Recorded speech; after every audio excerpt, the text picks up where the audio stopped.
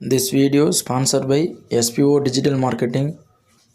Skip பண்ணாதீங்க. பெரிய தப்பு. தினம் 300 ரூபாய் சம்பாதிக்க அரிய வாய்ப்பு. இன்ஸ்டாகிராம், ஃபேஸ்புக் பயன்படுத்த தெரிந்தால் போதும் content post and content publishing மூலமா தினம் 300 ரூபாய் சம்பாதிக்கலாம். இந்த வேலை செய்ய 5 நிமிடம் போதும். Work training support, group communication support, all language customer live chat support, முக்கியமா சொந்தமா ஒரு பிசினஸ் ஸ்டார்ட் பண்ற அளவுக்கு உங்களால கற்றுக்கொள்ளவும் முடியும், சம்பாதிக்கவும் முடியும். இந்த வேலை வாய்ப்பு வழங்குவது 5 வருடத்திற்கு மேல ரன் ஆகிட்டு இருக்க நம்ம தமிழ்நாட்டு company school of business organization private limited. மேலும் விவரங்களுக்கு டிஸ்கிரிப்ஷன்ல கொடுத்திருக்க நம்பருக்கு வாட்ஸ்அப் பண்ணுங்க.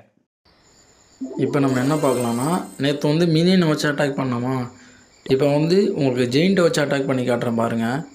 ஆனால் எனக்கு தெரிஞ்சு இந்த ஜெயிண்ட் அட்டாக் வந்து பார்த்திங்கன்னா கொஞ்சம் யூஸ்லெஸ் தான்.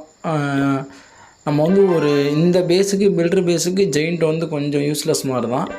இருந்தாலும் உங்களுக்கு யூஸ் பண்ணி காட்டுறேன் பாருங்கள் எப்படின்னு. இப்போ பாருங்கள், ஜெயிண்ட்டு ப்ளஸ் வந்து பார்பேரியன்ஸை ட்ரெயின் பண்ணிட்டேன்.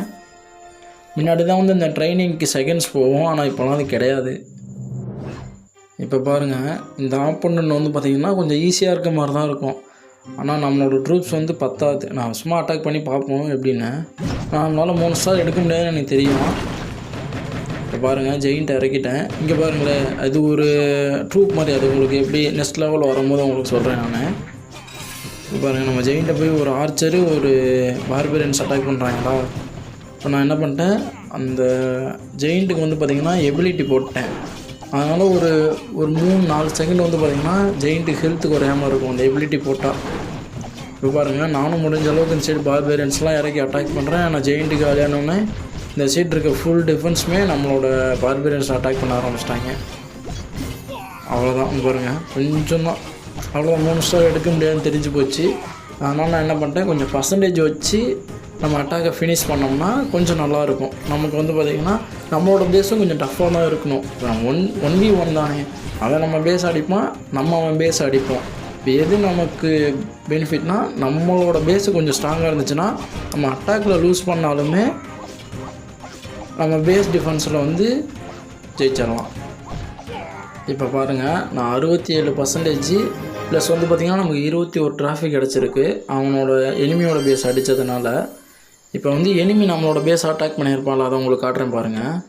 இப்போ பாருங்கள், டிஃபென்ஸ், அதாவது டிஃபென்ஸ் லாக்கில் பாருங்களேன், எனிமி வந்து நம்ம பேஸ் அடிச்சிருக்கான். நமக்கு 6 கப்பு மைனஸ் ஆகிருக்கு.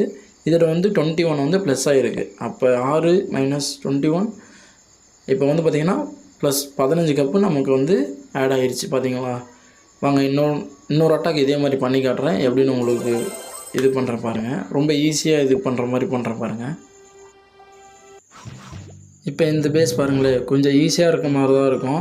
நான் என்ன பண்ணுறேன், பார்பேரியன்ஸை விட்டுட்டு நம்ம கொஞ்சம் புதுசாக ட்ரை பண்ணி பார்க்கலாம்னு மினியன் எடுத்துகிட்டு போகிறேன். ஒரு ஜெயிண்ட்டு 6 மினியன் எடுத்துக்குவோம் நம்ம.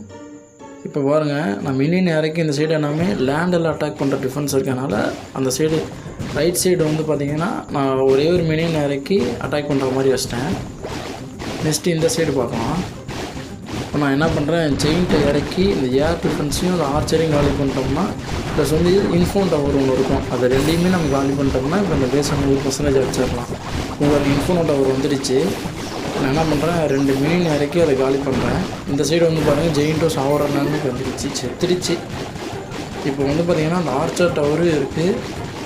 நம்மக்கிட்ட ஒரே ஒரு மினியன் தான் இருக்குது. இப்போ நம்மளால் 3 ஸ்டார் எடுக்க முடியாது. இருந்தாலும் நான் என்ன பண்ணுறேன், இந்த சைடு இறக்கிடுறேன். அது அந்த கிளாக் டவர் மாதிரி இருக்கும், அந்த சைடு இறக்கி அது நான் பர்சன்டேஜை வந்து நெக்ஸ்ட்டு நம்ம 3 ஸ்டார் எடுக்க முடியலன்னா பர்சன்டேஜுக்கு தான் நம்ம மூவ் பண்ணணும். எவ்வளோ சீக்கிரம் பர்சன்டேஜ் எடுக்க முடியுமோ அதுக்கு தான் மூவ் பண்ணணும். இப்போ பாருங்கள், இதுக்கு 26 கப்பு கொடுத்துருக்காங்க. இப்போ 26 கப் நமக்கு அதில் ப்ளஸில் இருக்கா. இப்போ எனிமி நம்மளை எவ்வளோ அடிச்சிருக்கான்னு பார்க்கலாம். பாருங்கள், எனிமி எவ்வளோ அடிச்சிருக்கான்னா வெறும் 30%. அவனுக்கு வந்து ஒரே ஒரு கப்பு தான் வந்து நம்மளதில் எடுத்துகிட்டு போயிருக்கான். அப்போ 26 - 1னா இப்போ நமக்கு 25 கப்பு ப்ளஸ்ஸு. அவ்வளோதான் ஃப்ரெண்ட்ஸ். இப்போ வந்து பார்த்திங்களா, ஜெயிண்ட் வந்து ஆல்மோஸ்ட் வேஸ்ட்டு, யூஸ் பண்ணாதீங்க.